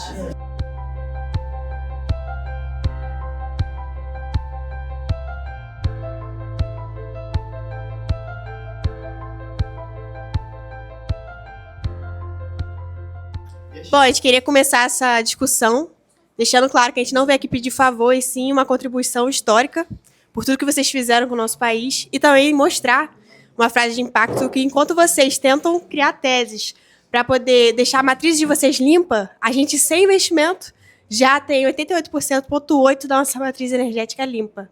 Sem investimento. Imagina o que aconteceria se vocês investissem no nosso país. E se o intuito aqui é menos CO2 no mundo, investir na América Latina é mais provável que isso seja efetivado de fato do que na Europa e com países desenvolvidos que não conseguiram isso até hoje. Boa. Próximo país. Não acabou não. A gente não tem que acabar não? Ó, vocês têm 2 minutos. Mais um minutinho. 1 minuto. Tá, a nossa principal fonte de energia é hidrelétrica e a principal fonte de energia renovável é a solar, eólica e a biomassa. Os pontos positivos, que é 100% renovável, e os pontos negativos foi, no caso, os pactos encontrados, mas já sendo algo que planejado vai ter um futuro e uma discussão melhor. Por exemplo, o alagamento nos ribeirinhos, nas casas dos ribeirinhos e tal, mas algo planejado, é algo para ser consertado. E ele não fala nada? O que eu falo dos impactos? Eles já falaram tudo? A gente escolheu a Alemanha e a nossa principal fonte de energia renovável é a eólica. Então, a gente escolheu a Alemanha porque a Alemanha tem meta de até 2030 ela ter 80% das suas energias renováveis, tirando o petróleo como sua principal energia. Aqui fala também que a Alemanha está em uma transição energética acelerada, tem o objetivo de alcançar a neutralidade até 2045. Em 2023, desativou as últimas usinas nucleares, porque o país é um país que aposta em fontes renováveis. E, como ela falou, focando na eólica e solar como principal fonte. Uma das soluções que nosso país teve foi criar meio que um parque, só que no mar, que mesmo tendo impacto, ainda assim é menor do que na terra. Já falaram tudo. E os impactos negativos para a implementação dessa energia que a gente tem sofrido é a burocracia e o lento desenvolvimento, que tem muitas questões das negociações das empresas com o país, a infraestrutura e logística, porque mesmo sendo uma energia renovável, tem outros parâmetros que a gente enfrenta dificuldade, tipo a biodiversidade, para não contribuir para um impacto. Acabou. E... Vota em nós, tu. Egito. Bota. Bora, Egito. 1, 2, 3, liberado. Vai. A nossa principal fonte de energia atualmente é o petróleo e gás natural. E a principal fonte de energia renovável são a energia eólica, a solar e a hidrelétrica. Os pontos positivos que a gente tem hoje tem um potencial imenso para geração de energia. Pelo Rio Nilo, a energia hidrelétrica, por ser um local menos habitado que os outros, a energia eólica, que não vai afetar tanto as pessoas como afeta em outros países. Tem hidrelétrica já no Nilo? Sim. E também a solar, porque por ser um local que não tem tantas nuvens como os outros, a energia solar vai gerar mais coisas. Gerar mais energia. Primeiramente, nosso país veio essa conferência para honoravelmente pedir este contribuimento. Contribuição. Nessa contribuição, nosso país desde sempre foi um grande berço de desenvolvimento, como nós sabemos pela história. Nós temos um grande potencial eólico, solar, tendo áreas não habitáveis enormes que podem ser utilizadas. Nosso país, infelizmente, carece de um desenvolvimento, tendo como como principal fonte de energia Só um instante? O gás natural e o óleo. Porém, procuramos mudar isso e pedimos apoio dos outros países nessa conferência. Tem 34 segundos ainda. Nós estamos dispostos a conversar e a dialogar. E os outros não falam? Inclusive, um dos projetos é de implementação da planta eólica já num local onde tem uma planta de óleo e adaptar, tipo assim, a cidade onde ela está localizada já é tipo uma cidade só industrial. Então, a gente acaba tipo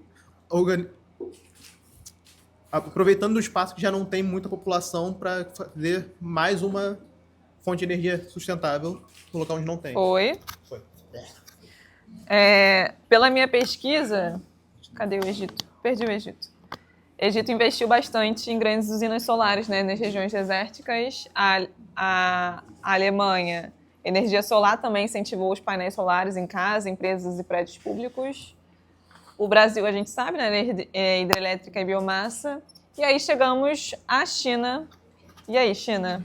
Posso soltar o tempo? Pode. Vai. Primeiramente, a China é um grande produtor de energia renovável com a solar, porque a China ela domina na produção de painéis solares. E com um certo investimento, eu acho que poderia ir por uma escala global, como investir na China fosse um meio de trazer mais sustentabilidade e mais visão aos painéis solares. Um segundo fator muito bom é a energia eólica.